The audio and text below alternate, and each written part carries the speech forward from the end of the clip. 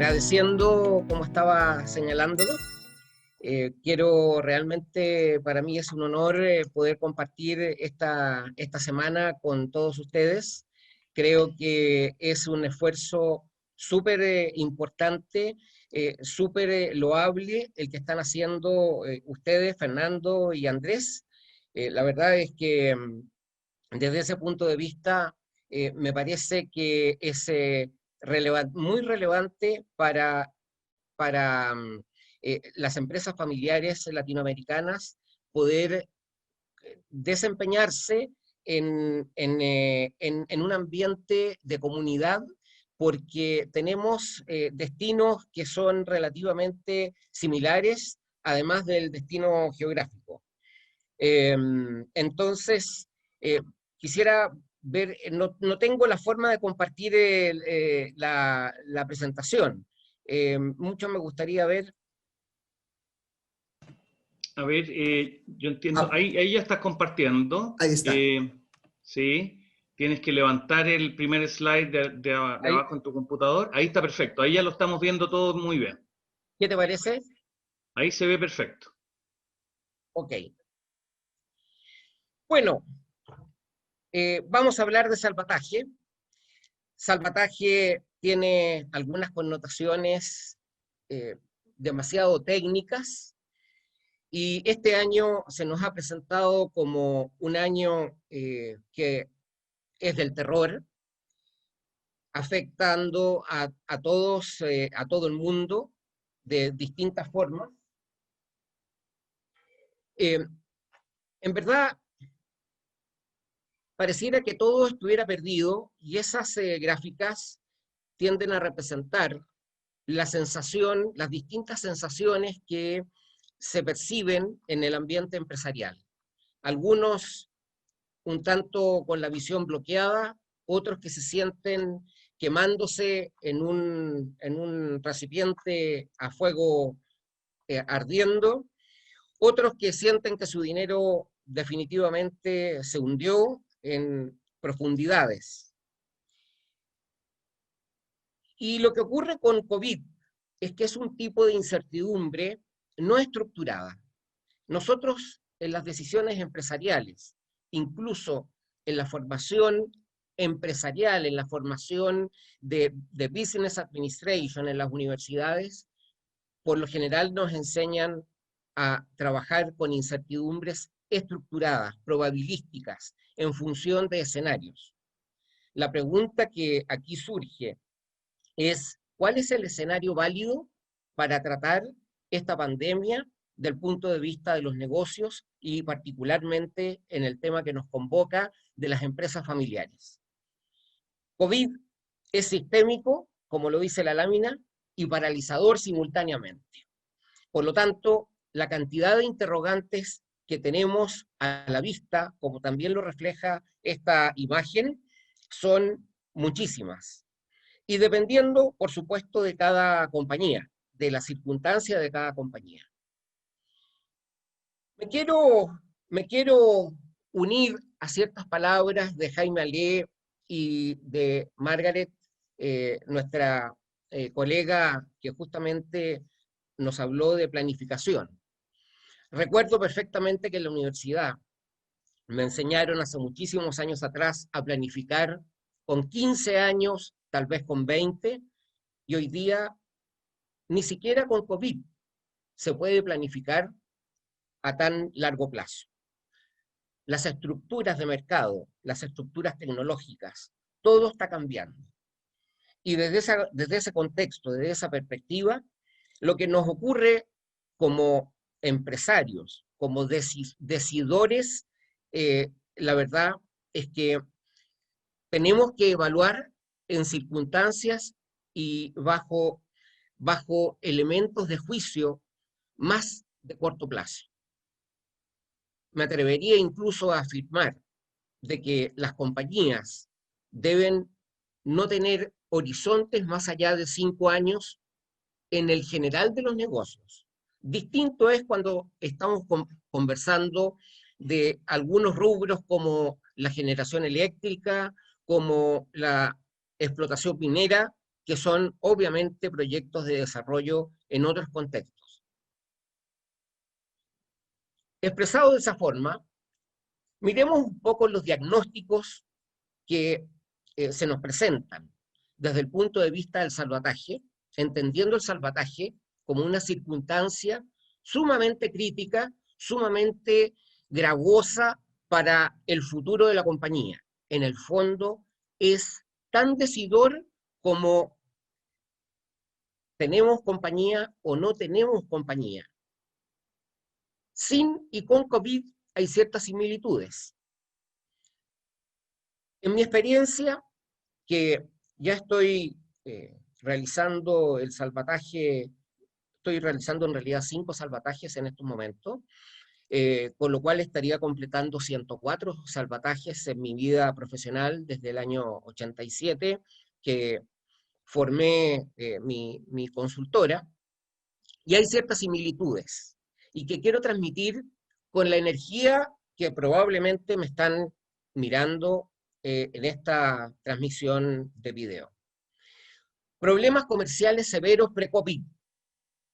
No cabe ninguna duda de que frente a la vorágine, frente a los cambios, frente al advenimiento de las redes sociales, frente a los cambios en la conducta de los usuarios y de los consumidores, para mantener la diferencia que Jaime Alé se refería, créanme que los modelos comerciales van quedando sumamente obsoletos.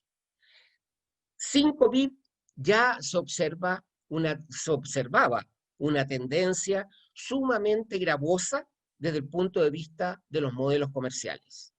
Con COVID, obviamente que estos se ven seriamente afectados e incluso, dada la paralización a la cual me referí, por supuesto, genera un drama.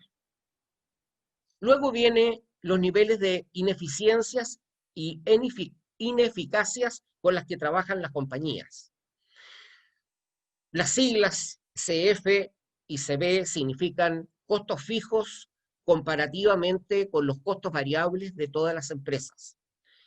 Esto es equivalente también a alguna señal que entregó Margaret en términos de las corrientes de aire, cómo soplan los vientos. Soy piloto y la pérdida de sustentación que experimentan los aviones cuando no vuelan adecuadamente en un nivel de equilibrio administrado por el piloto de acuerdo a las circunstancias, créanme que la sustentación se torna sumamente dificultosa. Ya vamos a entrar en un par de ejemplos relativos, digamos, a la comparación empresa-avión. Pero cuando los costos fijos, el mensaje que se transmite en este segundo bullet, cuando los costos fijos, particularmente aquellos inevitables, superan con creces a los costos variables, que son los que podemos administrar casi instantáneamente, créanme que determina una circunstancia obligada de alcanzar niveles de venta muy, muy difíciles de lograr. Eso en condiciones normales y ahora con la paralización comercial que existe dado COVID, por supuesto que lo que está determinando si las empresas sobreviven o se hunden son los costos fijos inevitables.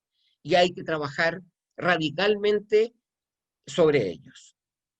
Luego viene la famosa relación deuda-patrimonio, que académicamente se le define como leverage.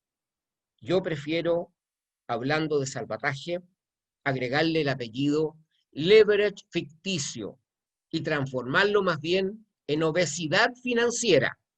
Concepto que los que nos dedicamos a los salvatajes usamos con bastante frecuencia. Las empresas que adquieren deuda para crecer, pero se mantienen en niveles de prudencia, por supuesto que van a potenciar el negocio. Sin embargo, cuando este nivel de endeudamiento es excesivamente alto, ocupando el mismo concepto de exceso que me refería a los costos fijos inevitables, no les quepa ninguna duda que deja de ser leverage. Leverage significa efecto palanca, el principio de Arquímedes, dadme un punto de apoyo y levantaré el mundo. Para eso se usan los créditos, para eso se usa el financiamiento ajeno a recursos propios, particularmente financiamiento bancario, para hacer leverage. Sin embargo, cuando las empresas toman reiteradamente créditos, la verdad es que eso se transforma, reitero, por favor, para que se entienda con meridiana claridad, en obesidad financiera. Luego, miremos las discusiones que se producen en cuanto a rol de mercado, visión y organización. Quedémonos solamente con esos tres elementos. Frente a COVID, se nos ha producido, y yo he preferido usar expresiones muy drásticas, se nos ha producido oxidación y por consecuencia corrosión, tanto del rol de mercado, que académicamente se define como misión, como en la visión que se tiene y en la organización. Por lo tanto, coadyuvan a los costos fijos inevitables y al exceso de deuda a llegar a un nivel de fragilidad financiera. Particularmente en el último bullet estoy preocupado de la utilización de ciertos indicadores, particularmente los financieros, que son meras estadísticas que no contribuyen a salir de la problemática en que las compañías están. Y ello determina una carencia de control de gestión. Entonces, COVID nos ha dejado con mayor evidencia falencias críticas de las compañías. ¿Y qué podemos hacer para buscar nuevas confianzas? Bueno, preguntémonos lo relevante. La primera pregunta es, ¿qué significa salvataje? Salvataje no es otra cosa que una operación comando y un cambio radical en el modelo de los negocios. Tenemos la experiencia de la crisis en Chile del año 82, a la cual también se refirió mi amigo Jaime Alé, en que determinamos un cierto nivel de complejidad tal que todos los bancos privados quebraron, hubo que el Banco Central tirar un salvavidas para que a su vez los bancos apoyaran a las empresas. Sin embargo, mi relato es, yo trabajaba en aquella época en banco, particularmente en Citibank, mi relato es, queridos empresarios, el 50% de las empresas que se refinanciaron volvió a caer en el mismo problema al corto andar porque no alteraron su modelo de negocios. Y por favor, las palabras que estoy usando son alteración, son drasticidad, y tengo que ser categórico. Esto es una cirugía mayor, una neurocirugía. Y pongo el ejemplo del avión, porque todos hemos de alguna manera tenido la oportunidad de volar, y particularmente en mi caso que soy piloto, y ojalá que en la audiencia haya algún colega piloto. Cuando el avión entra en stall significa pérdida de sustentación, significa que el peso de la masa del avión es más fuerte que la velocidad y la masa de aire que lo sustenta. Y la pregunta es si las empresas, con su decaimiento, con su paralización a propósito del COVID, están en una condición irrecuperable o tenemos posibilidades de recuperarnos. Esta lámina es la más compleja y busco de alguna manera mostrar, voy a poner con un puntero láser, de alguna manera ilustrar qué es lo que es un endeudamiento normal qué es lo que es una condición normal de una compañía versus esta zona que estoy indicando con el puntero, que es la zona más compleja. Cuando las empresas inician su camino de tomar crédito, obviamente que se espera que la utilidad marginal por el crecimiento vaya creciendo. Y por lo tanto, si tenemos utilidad marginal, significa de que la utilidad total también se va incrementando. Llega un punto en que la utilidad total se hace máxima. O sea, ello significa que tomar mayores niveles de deuda no son convenientes. ¿Por qué razón? Porque ya las posibilidades de mercado se han agotado. En consecuencia, cuando la utilidad total se hace máxima, eso significa que la utilidad de los nuevos niveles de venta que se vayan agregando es cero o es negativa.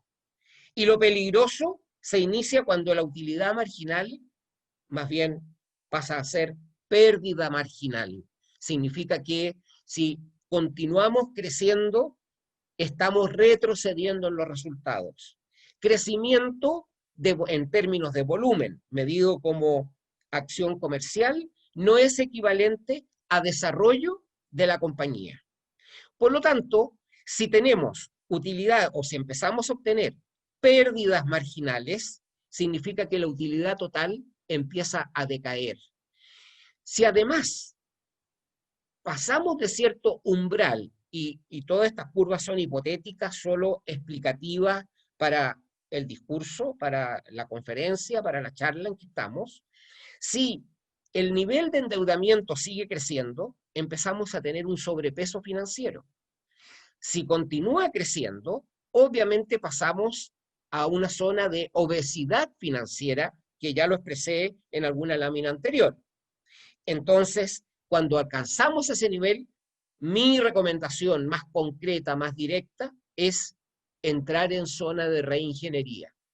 Sin embargo, hay decisiones empresariales, erróneas, por cierto, que piensan que el crecimiento, tomas de control de porciones de mercado, son muy representativas de fortalezas. Grave error, porque si seguimos creciendo en términos de endeudamiento, podemos llegar a una obesidad mórbida financiera. Y entonces caemos en zona de salvataje. Y la zona de salvataje no es otra cosa que una falta de oxígeno. Por ello, utilizando un concepto médico, hablo de hipoxia financiera y liquidez en términos técnicos. Cuando ya la empresa definitivamente pierde dinero, no solo en esta zona que todavía tiene cierto nivel de utilidad, puede algo servir sus compromisos de deuda, sino que además pierde dinero, significa que llegamos no solo a zona de salvataje, obviamente a una zona de desastre. Lamentablemente, cuando llaman y tocan a la puerta para que uno los ayude en salvataje, créanme que el 89 de las 104 empresas han estado en esta zona de desastre. Entonces, la recomposición se hace mucho más dificultosa. Y aquí viene la gran traición que nos ofrecen las finanzas académicas, porque las finanzas académicas nos muestran ciertos indicadores que podrían sernos útiles bajo condiciones normales. Pueden y son útiles bajo condiciones normales. Sin embargo, estos indicadores tradicionales financieros, como lo dice el título, son de cero utilidad en las condiciones de salvataje. Y son de cero utilidad porque lo hemos relatado en la lámina anterior. ¿Cuál es la liquidez? Si llegamos a iliquidez, ¿qué sacamos en provecho de arreglar la circunstancia con calcular niveles de liquidez? Más bien, mi recomendación es entrar en administración de la liquidez en términos dinámicos. ¿Qué sacamos con calcular test ácido como un índice o medir cuánto es nuestro capital de trabajo cuando se está en zona de salvataje o cuando se llega a la zona de desastre, ese capital de trabajo no existe. Literalmente, yo prefiero hablar de un hoyo financiero. Es negativo. Entonces, no voy a explicar o no tiene mucho sentido hablar sobre cada uno de estos indicadores, pero en verdad no nos contribuyen. Aquí está algo del relato que ya les empecé a mencionar. De los 104 salvatajes que 5 de los cuales todavía estoy realizando, de los 99 que he hecho, 89 no han tenido información confiable. 7 con alguna información razonable y 8 con información efectivamente muy certera y fueron errores de gestión, de toma de decisiones. Grave me parece que las empresas familiares, son todas empresas familiares, grave me parece que las empresas familiares no tengan suficiente información contable. Parte de las tendencias, y por favor, pido que no se tome como una crítica, pido que se tome como una contribución, un llamado de atención al cambio.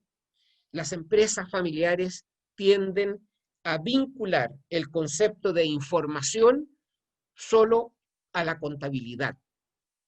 Y créanme que información de gestión es muchísimo más que contabilidad. Tanto así que incluso la contabilidad es un mero registro de los hechos que realizan o de las acciones o de las actividades que cada una de las compañías practica. Pero como registro no nos sirve. Tenemos que transformar la contabilidad en control de gestión. Pero además, tenemos muchos otros indicadores extracontables y que tal vez son mucho más decidores en términos de la toma de decisiones para efectos de practicar un salvataje. Mi amigo Jaime Alé también se refirió largamente a los stakeholders.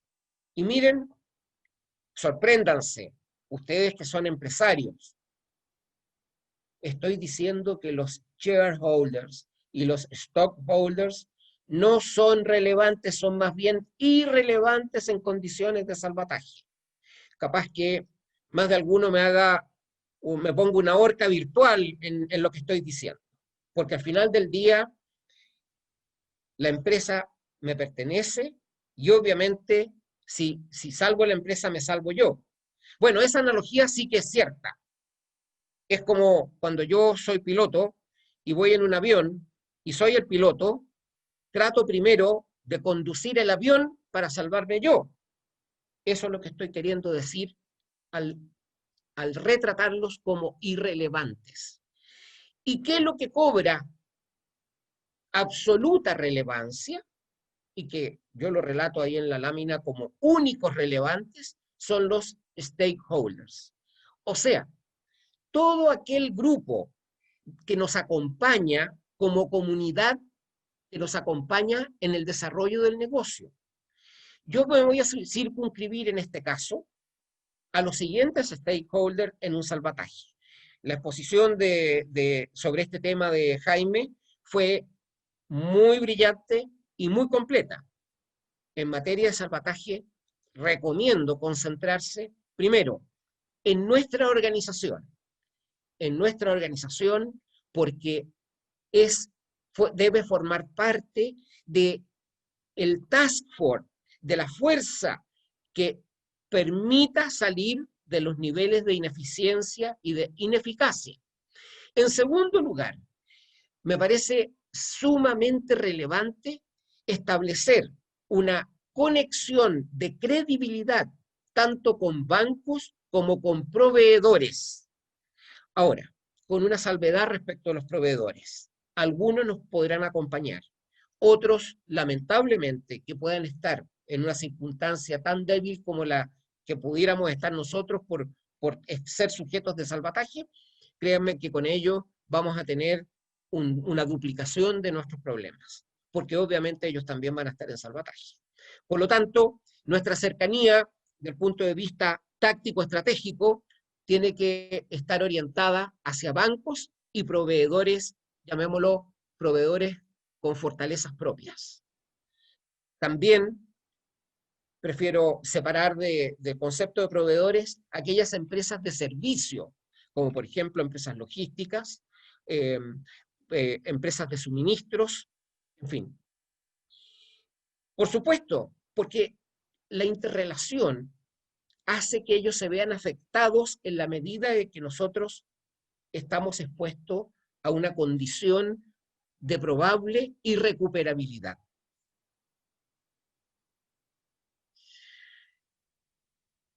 La amplificación, el mensaje es complementario, la amplificación es inconmensurable en tiempos de COVID. Eso es lo que trata de señalar esta lámina, no va más allá. Entonces, ¿cuáles son los factores más relevantes? Establecer riesgo doméstico, por supuesto, a nivel nacional. Aquí estamos experimentando cambios estructurales en cada una de las economías de los países iberoamericanos. No les quepa ninguna duda de que el riesgo doméstico está presente. De hecho, todos los países latinoamericanos están experimentando como medición macroeconómica un downgrading en las categorías de riesgo. Luego, riesgo global, o sea, más bien mundial. Y si se produce una circunstancia de riesgo doméstico combinada con riesgo global, nuestra crisis del año 82 era solamente doméstica, era solamente de Chile. Si se produce una composición, no cabe ninguna duda de que el efecto va a ser de largo plazo. Y miremos lo que está diciendo la IATA respecto de las compañías aéreas, que su recuperación, algunos la proyectan al 2023, otros dicen 2025. Veamos la hotelería, veamos los restaurantes, en fin. Hay mucho que va a demorar en recuperarse, pero también son muchos los que van a quedar en el camino. Por lo tanto, establecido cuáles son los riesgos más relevantes en términos nacionales, locales y en términos mundiales que nos pueden estar afectando a nuestra empresa, podemos entrar a pensar en la naturaleza de los riesgos nuestros que son los concretos que tenemos que atender y construir una matriz de riesgo. Esa es mi más clara recomendación. Si no logramos construir una matriz de riesgo, créanme que la probabilidad de salir adelante en el salvataje es escasa, es baja, por no decir imposible. Existe el capital de trabajo no monetario. Típicamente nos enseñan en las universidades que el capital de trabajo es solo monetario. El capital de trabajo justamente es una forma distinta de expresar a los stakeholders que acabo de mencionar. Bancos, proveedores, empresas de servicio. ¿Y por qué capital de trabajo? Porque se transforman en fuentes de financiamiento. Hay que entrar a hacer reestructuraciones. Y todavía estoy en la etapa exclusivamente financiera, en la etapa inicial, en la etapa en la cual trato de mantener la sustentación del avión para que no se me desplome. Junto con la gestión financiera, tengo que intentar internamente explorar de qué forma mitigo riesgos de otra naturaleza que pudiera estar complotando respecto de la estabilización financiera. Hay que tener algunos cuidados. Si la empresa ya estaba sobreendeudada, como lo reflejó esa lámina del gráfico, y yo he observado de que en la gran mayoría de los países latinoamericanos los gobiernos han entregado nuevas facilidades financieras, que las llaman facilidades COVID o financiamientos COVID. Entonces, ¿Cuál es la pregunta que hay que hacerse y con mucha rigurosidad? ¿Cuánta facilidad adicional financiera le puedo agregar a mi compañía que ya estaba sobreendeudada? ¿Vale la pena? ¿Será conveniente? Y esa facilidad financiera tiene las condiciones de largo plazo, más que de tasa de interés, porque hoy día las tasas de interés en el mundo están absolutamente deprimidas, no son relevantes en una toma de decisiones. Sin embargo, el plazo sí que es muy relevante. Y además, hacer una segunda pregunta. ¿Cuál es el destino de estos recursos de ayuda COVID que voy a tener? Porque si el negocio ya venía mal sin COVID, ¿de qué sirve endeudarse en forma extra si el negocio ya no estaba rindiendo? ¿No será que vamos a entrar en un spin definitivo, irrecuperable? Me preocupa mucho, he escuchado durante todo este periodo de pandemia, de que se van a producir grandes oportunidades porque los precios van a bajar, particularmente en arriendos de locales comerciales, en fin. Entonces, la pregunta que surge es, y lo he escuchado en colegas, a pesar de que la compañía está en salvataje, mira, de este endeudamiento, de esta facilidad COVID, intentemos nuevos negocios. No conozco, les quiero decir, en mis 34 años dedicado al salvataje de empresas, no conozco caso que se haya completado exitosamente el salvataje con mayor crecimiento. Y ya les voy a hablar en una lámina siguiente de que en realidad lo que hay que buscar es el tamaño correcto de la compañía. Cuando tenemos sociedades o empresas que son mutuamente dependientes, que forman parte del grupo de la familia, es otro de los aspectos que hay que tener siempre a la vista, porque a lo mejor una sociedad es sana y la otra es la que requiere salvataje. Pero si financieramente son interdependientes, créanme que hay que intentar hacer una cirugía tipo siamés, de tal manera de separar los cuerpos y probablemente buscar los destinos con aquella compañía que tenga una adecuada posición.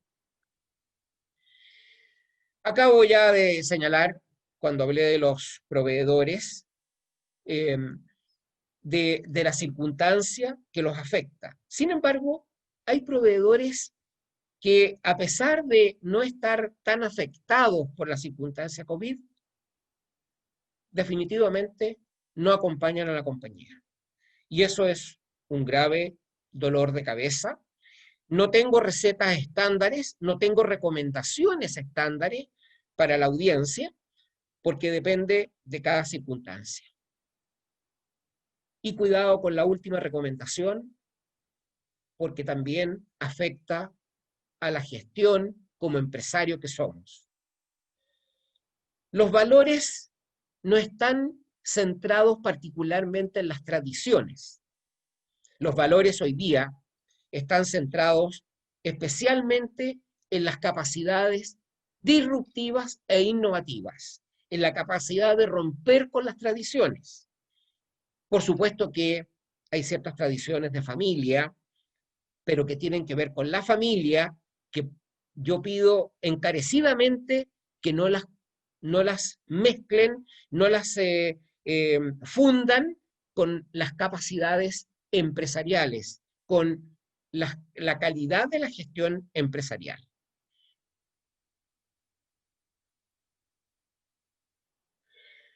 Las consecuencias de COVID es reducción de mercados, va a existir mucho mayor asimetría, se van a reducir los formatos, estoy poniendo algunos ejemplos, como supermercados, malls, cines, líneas aéreas, estadios, restaurantes, y hay bastantes más. Y la banca, que es hoy día muy, muy regulada.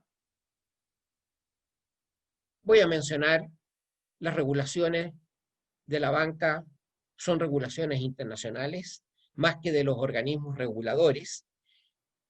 Pensemos que está vigente Basilea III, el acuerdo de Basilea III, que es una regulación internacional sobre las formas de prudenciales de gestión de cada uno de los riesgos en que incurre la banca. Y eso, obviamente, que afecta a nuestras negociaciones con ellos. Les puedo comentar de que no todas las negociaciones son exitosas. No porque, en el caso de Chile, que el gobierno haya establecido ciertas modalidades de créditos con ciertas ventajas en términos de plazos de gracia, la banca está en la disposición, o más bien en la posición de incrementar riesgos respecto de ciertas empresas. Y justamente volvemos a la condición de empresas que ya venían con debilidad. Y voy a citar un ejemplo, una empresa de tecnología muy reconocida en Chile y en Perú, tiene operación en 2 países. Fíjense que trae resultados negativos por los últimos 5 años. COVID va a ser el 6º año. Esa empresa no puede ser elegible por la banca porque es una empresa que requiere una transformación muchísimo mayor. ¿Qué es lo que hemos hecho? Bueno, obviamente primero abordar los temas internos porque sus pérdidas, perdón, y olvidé decir, y es una empresa que tiene muy bajo nivel de endeudamiento, que ha sido súper conservadora en ese sentido. Una familia muy, muy conservadora en materia de endeudamiento. Entonces, los aportes de capital a través de aportar propiedades para independizarlas del riesgo de la compañía ha sido uno de los factores relevantes en materia de negociación con los créditos de largo plazo. Y obviamente, créditos de muy, muy, muy largo plazo. Pero además, ha habido que trabajar intensamente en la reestructuración radical de los modelos operativos, porque los modelos operativos eran sumamente gravosos. Solo lo dejo como un ejemplo. Entonces, para efectos gráficos, la zona COVID está representada por inestabilidad en el entorno, por una clara decadencia en las ventajas competitivas, por no tener fortalezas financieras. Los signos negativos son muy descriptivos, y la industria mirada como conjunto no tiene mucha relevancia hoy día bajo el factor COVID. Por eso es que COVID viene a hacer una transformación total de las compañías. No va a haber nadie que pueda sobrevivir si no cambia su modelo de negocios. Y aquí llego a otra conclusión para advertirles a los empresarios que nos están escuchando. Desde mi perspectiva, prefiero ser alarmista y decir de que entre el 80 y el 90% de las empresas familiares debería someterse a salvataje, no porque esté necesariamente en crisis, sino que a efectos de transformar de manera radical sus modelos de negocios.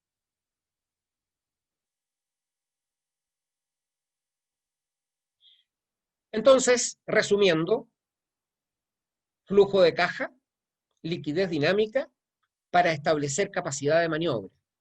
Y no nos preocupemos mucho en el cortísimo plazo, en la medida que intentamos mantener la sustentación del avión. En la medida que logramos flotar, no nos preocupemos si las medidas que tomamos para aportar nueva liquidez nos generan nuevas pérdidas, porque las medidas que estamos aportando para generar nueva liquidez no son permanentes, pero sí nos contribuyen a esta última línea que dice alcanzar el punto de equilibrio de caja. Eso es lo realmente relevante, porque de lo contrario vamos a fenecer. Y el dilema, decisión, liquidez versus rentabilidad, es lo último que estaba señalando en la lámina anterior. Para ello, tenemos que reducir los tamaños de las empresas y encontrar el nuevo equilibrio a través del tamaño apropiado. No solo tamaño en términos operacionales, sino que un tamaño operacional relativo al mercado al cual nos dirigimos. ¿De qué manera, como estamos en un evento de empresas familiares, de qué manera vinculamos todos los aspectos técnicos que hemos ido señalando hasta la lámina anterior? ¿De qué manera lo vinculamos con las decisiones de la familia? Hay eventos que hay que administrar también porque van a ser parte del salvataje. Típicamente, las familias numerosas tienen miembros activos y miembros pasivos respecto de la gestión. Pero, ante la circunstancia apremiante, los miembros pasivos también les gusta opinar. Se hacen de verdades. Y eso es un tremendo problema, porque una opinión es mucho más allá de un comentario. Permanentemente lo estamos criticando a nivel de prensa. En general, se habla de expertos, que en realidad no pasan más de comentarios, no pasan a ser más allá de comentarios, perdón. Y también, ¿para qué hablar solo de los pasivos, de aquellos miembros pasivos que perturban? Hay pasivos también que son prudentes. Al momento de una quiebra, obviamente esto se transforma también en un tema. Hay otros miembros de la familia que suelen ser informados o los que están permanentemente ausentes de las reuniones, a pesar de que laboran en las compañías. Esa circunstancia se me ha dado en forma recurrente a través de los años. No les gustan las reuniones, se pierde tiempo en las reuniones.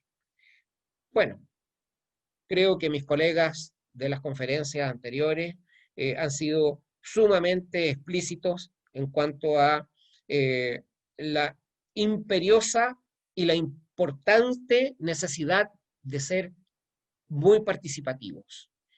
Los ausentes, una vez que llega el momento del salvataje, quieren ser activos, pero desinformados. Bueno, tanto pasivos, opinólogos, y los ausentes activan en forma muy, muy sorpresiva sus derechos societarios. Claro, ahí empiezan a valer los derechos societarios. O es para retiro de utilidades, o es para opinar respecto a un salvataje sin conocer el negocio. Es una crítica, con mucho respeto la hago, con mucha prudencia, pero con total valentía. Créanme, por favor, esto es un tremendo tema en las empresas familiares. Y por eso, cuando colegas se han referido, ayer una colega argentina, que no tengo el gusto de conocer, se refería a protocolos. Por Dios que son importantes, porque los protocolos en circunstancias de salvataje se activan en plenitud. Y el último tema, con signos de interrogación. ¿En qué ciclo, en qué parte del ciclo de la vida está la familia fundadora o la generación que está al mando? Si es segunda, si es tercera o cuarta. En Centroamérica me tocó manejar la transición de cuarta a quinta generación. particularmente en El Salvador, en Guatemala, de una familia de 180 miembros. Bueno, es muy importante porque los años, si bien es cierto, son útiles en momentos de salvataje, más bien los años aportan sapiencia, pero lamentablemente los años no permiten aportar la actividad, la fuerza, la energía que requiere un salvataje. Entonces, esto es un tema con signos de interrogación. No hay un planteamiento específico porque, por supuesto, depende del perfil etario de cada familia. Y cuidado con la posesión física de los bienes, porque es una posesión más bien psicológica, y la posesión psicológica es traicionera en los momentos de salvataje. Ese sentimiento que expreso ahí en la lámina de esto es mío. Si estamos en salvataje, hay que pensar en forma más rigurosa y dudar si todavía, si bien es cierto, puede estar registrado a nombre mío, ¿por qué no mejor contribuirlo para ayudar a sostener la compañía? A mí me parece que el sentimiento de propiedad psicológica pierde valor en los periodos de salvataje.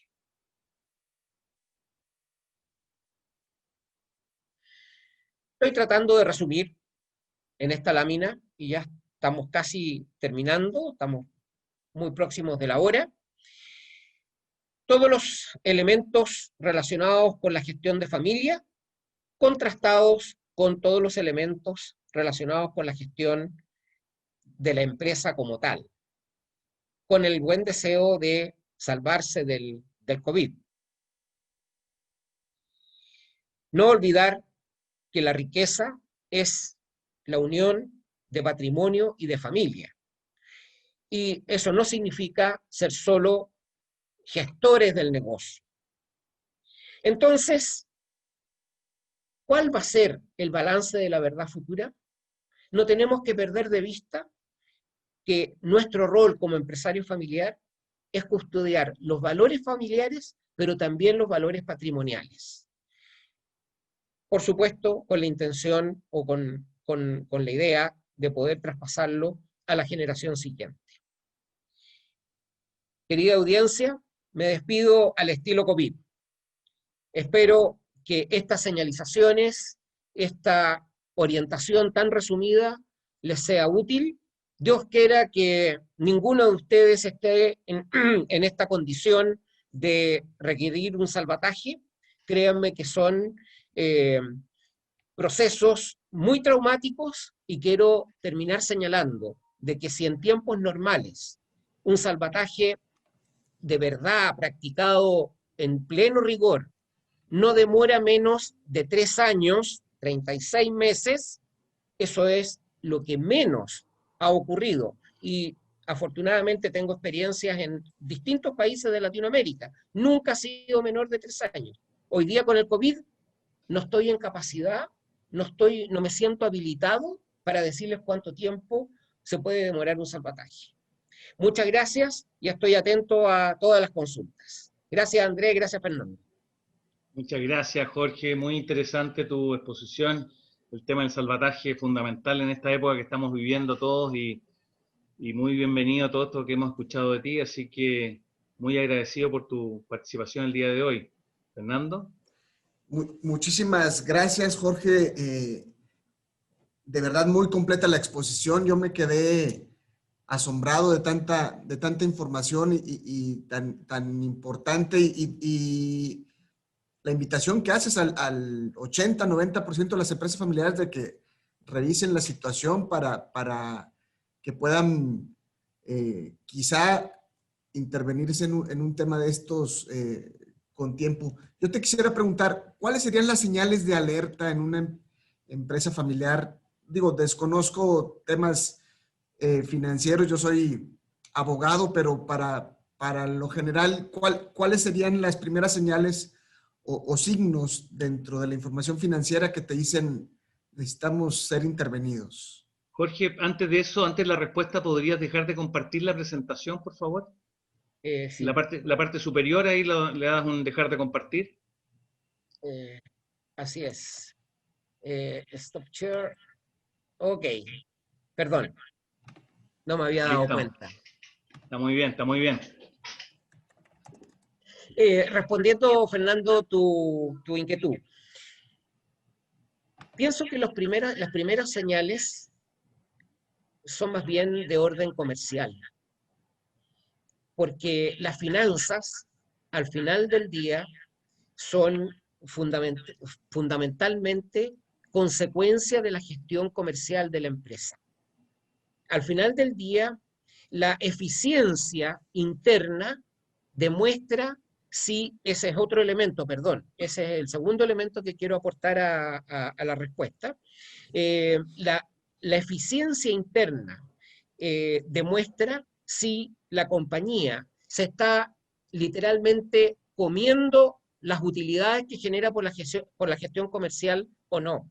Y de hecho, de los 5 salvatajes que estoy realizando en este minuto, 3, la relación costo fijo inevitable a costo variable, es atroz. Es atroz. Imagínense de que en un caso, la proporción es 15 veces a 1. Ustedes podrán comprender de que con una situación de esa naturaleza no hay utilidad que pueda cubrirlos. Claro. Espero haber ilustrado. El tema está en el flujo de caja, ¿no? Al final, claro, la utilidad tiene que convertirse en un excedente, porque si no se convierte en un excedente, ahí se producen los problemas y se produce la consecuencia financiera. Sin embargo, las empresas todas tienen algún nivel de endeudamiento. La pregunta es si con las facilidades COVID vamos a quedar en una zona de alto endeudamiento o de un endeudamiento normal. Porque en ese caso, y solo como excepción, la situación financiera sería un condicionante para entrar en zona de salvataje. Perfecto. No sé si alguien más tiene alguna pregunta. Yo Aquí quisiera nos dice, comentar también sí. algo respecto al tema que mencionabas de la caja. Me ha tocado ver a mí, y mi área yo provengo del área financiera, me ha tocado ver de que la gente tiende a confundir mucho la utilidad con la caja, y que son cosas totalmente distintas. Me tocó en una oportunidad hablar con un empresario que estaba partiendo con un emprendimiento, eran 3 socios, y le pregunté, ¿cómo te está yendo? Muy bien, me dijo, han subido las ventas en forma vertiginosa. Ah, qué bueno, le dije yo, ¿y cómo andan las cuentas por cobrar? Uy, también han subido de una manera impresionante. Ah, o sea, ¿y tu caja? No, mira, tenemos muchos problemas porque no tenemos como qué pagar nada y estamos siempre detrás del tema y el banco que nos preste plata. Entonces, uno puede tener unas utilidades gigantescas contables, porque claro, si uno sigue la contabilidad como va paso a paso, digamos, y está claro la cuenta por cobrar ahí, pero si no te lo pagan, al final no se hace caja. Y bueno, ahí yo conversé con mi amigo y le dije que era muy importante que la contabilidad ayuda, sobre todo para pagar los impuestos y para ordenarse. Pero finalmente lo relevante es la caja, cuánta plata entra a la caja de lo que tú vendes. Y para eso, parte de la experiencia que yo he tenido en mi vida, en una de las empresas donde yo trabajé y fui ejecutivo y gerente, lo que hacíamos era un control de caja, del ingreso. ¿Eh? Entonces le llamábamos aseguramiento de ingreso. Y decíamos, si facturamos tanto, cuánto debiera llegar a la última línea, pero también que esté en la caja, que esté en el banco, plata efectivamente que podamos usar. Y nos dábamos cuenta que en la teoría era, por decir un número, un 15, 20%, pero en la realidad era un 5%. Y había un porcentaje muy relevante que se iba quedando enmarañado en alguna parte, y hasta que empezamos a descubrir, le dedicamos tiempo a eso y eso es muy rentable. Es muy rentable cuando uno hace este ejercicio simple, porque es prácticamente la contabilidad del panadero de la esquina, digamos. ¿Cuánto vendí? ¿Cuánto tengo en la caja? Porque al final las compañías quiebran por caja. Y muchas les pasa que de verdad el tema liquidez las hace polvo. Entonces, a todos los empresarios que hoy día nos escuchan, sobre todo los más pequeños, siempre preocúpense de la caja. Siempre. La contabilidad es importante, sí. Los va a ordenar, con eso tienen que pagar los tributos. Pero si en la caja no está la plata que dice que debería haber, tienen un problema, les pueden estar incluso robando.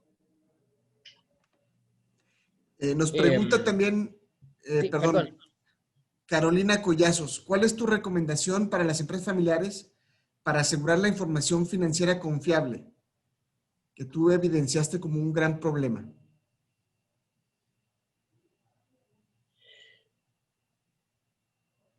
A ver,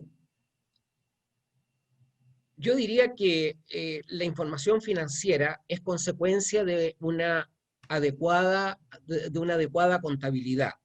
Si bien es cierto, la contabilidad es relevante, hoy día desde la perspectiva de toma de decisiones estratégicas, es considerada el desde. Si yo no llevo una apropiada contabilidad, la verdad es que la información financiera a construir a partir de la contabilidad no es útil. Por la vertiente estrictamente financiera de la información financiera, están los presupuestos.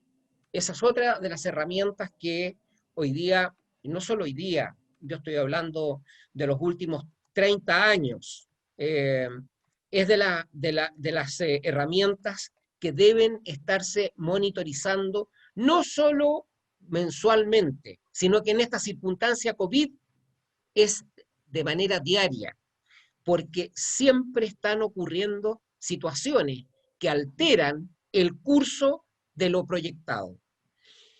El tercer elemento es adentrarse en la información, tanto presupuestaria como contable, para entender qué es lo que se está registrando y construir indicadores que me permitan, ¿no es cierto?, tener un panel de control y de esa forma hacer un seguimiento. Es como cuando uno está en un internado hospitalizado, en una UTI, y está lleno de monitores, son distintos tipos de indicadores.